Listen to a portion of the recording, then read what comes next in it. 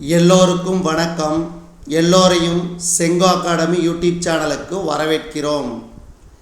இந்த காணொளியில் நாம் பார்க்கவிருப்பது, அதாவது 12ஆம் வகுப்பு அக்கௌண்டன்சி பப்ளிக் எக்ஸாம் மார்ச் 2026 இந்த வருடம் நடைபெற்ற அந்த கொஸ்டின் பேப்பருக்குரிய அன்அஃபிஷியல் ஆன்சர் கீ நாம் பார்க்க போகிறோம். முதல் கேள்வி, இது ஏ டைப். F11 எனும் பயன்பாடு. ஆப்ஷன் இ, நிறுவன பண்புகள். நிறுவன பண்புகள். அடுத்து இரண்டாவது கேள்வி, முக மதிப்பை விட அதிகமாக பெற்ற தொகை வரவு வைக்கப்படும் கணக்கு. பத்திர முனைம கணக்கு. பத்திர முனைம கணக்கு. அடுத்து, முழுமை பெறா பதிவேடுகளை பொதுவாக பராமரிக்க வருவது. முழுமை பெறா பதிவேடுகளை பொதுவாக பராமரித்து வருவது சிறிய அளவிலான தனியார் வணிகம். அடுத்து நான்காவது கேள்வி, மறுமதிப்பீட்டில் சொத்துகளின் மதிப்பு உயர்வது. மறுமதிப்பீட்டில் சொத்துகளின் மதிப்பு உயர்வது ஆதாயம். ஆதாயம். அடுத்து, நிதி எனும் சொல் குறிப்பிடுவது. நிதி எனும் சொல் குறிப்பிடுவது நடைமுறை முதல். நடைமுறை முதல். அடுத்து, பின்வருவனவற்றில் எது லாப நட்ட பகிர்வு கணக்கில் காட்டப்படும். பின்வருவனவற்றில் எது லாப நட்ட பகிர்வு கணக்கில் காட்டப்படும். கூட்டாளியின் ஊதியம். கூட்டாளியின் ஊதியம். அடுத்த கேள்வி, உயில் கொடை ஒரு. உயில் கொடை ஒரு முதலின வரவு. முதலின வரவு. அடுத்து எட்டாவது கேள்வி, கூட்டாளி விலகலின் போது பொதுக்காப்பு மாற்றப்படுவது. கூட்டாளி விலகலின் போது பொதுக்காப்பு மாற்றப்படுவது அனைத்து கூட்டாளிகளின் முதல் கணக்கிற்கு. அனைத்து கூட்டாளிகளின் முதல் கணக்கிற்கு. கூலிக்கணக்கு பின்வரும் எந்த தலைப்பின் கீழ் வரும். கூலிக்கணக்கு பின்வரும் எந்த தலைப்பின் கீழ் வரும். நேரடி செலவினங்கள். நேரடி செலவினங்கள். கூட்டாண்மை ஒப்பந்தம் இல்லாத போது கூட்டாளிகள் பெற தகுதியுடையது. கூட்டாண்மை ஒப்பந்தம் இல்லாத போது கூட்டாளிகள் பெற தகுதியுடையது. கடன் மீது வட்டி. கடன் மீது வட்டி.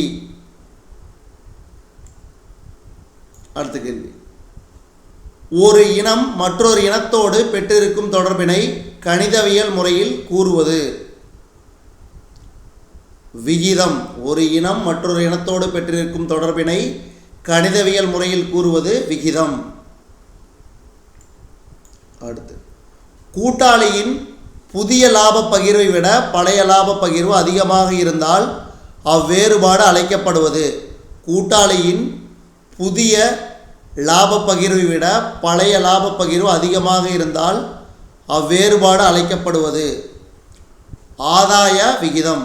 ஆதாய விகிதம். புற அக பொறுப்புகள் அளவிடுவது. புற அக பொறுப்புகள் அளவிடுவது நீண்டகால கடன் தீர்க்கும் திறன். நீண்டகால கடன் தீர்க்கும் திறன். அடுத்து, ஒரு வரையறு நிறுமத்தின் விற்பனை 1,00,000 1,25,000 அதிகரித்துள்ளது. இது ஒப்பீட்டு வருமான அறிக்கையில் எவ்வாறு தோன்றுகிறது. கிட்டத்தட்ட +25%.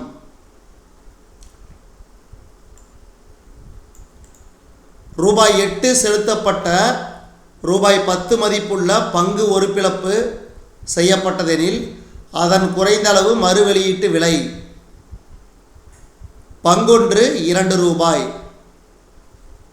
அடுத்த கேள்வி,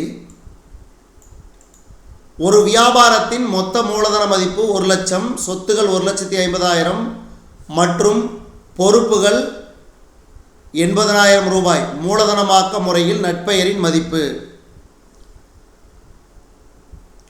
ரூபாய் 30,000. அடுத்த கேள்வி 17. பெறுதல்கள் மற்றும் செலுத்தல்கள் கணக்கு ஒரு. பெறுதல்கள் மற்றும் செலுத்தல்கள் கணக்கு ஒரு. சொத்து கணக்கு. சொத்து கணக்கு.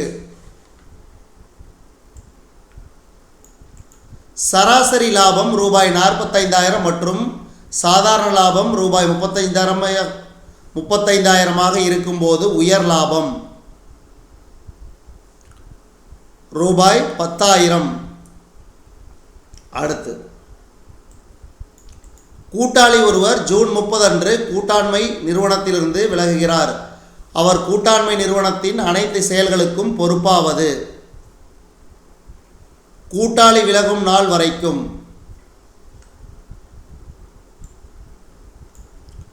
உரிமையாளரின் சொத்துகள் ரூபாய் 90,000 மற்றும் பொறுப்புகள் ரூபாய் 26,000 எனில் அவருடைய முதல் தொகை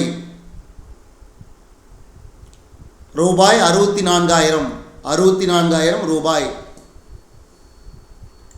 அடுத்து பாருங்க, 2 மார்க்கு நிலை அறிக்கை. அதே மாதிரி இந்த ஒரு அதாவது பார்த்தீங்கன்னா என்ன கேள்வி, சந்தா மூலம் பெரும் வருவாய். நிலை முதல் முறை. உயர் லாபம் என்றால் என்ன? சொத்துகள் மற்றும் பொறுப்புகளை மறுமதிப்பீடு செய்க.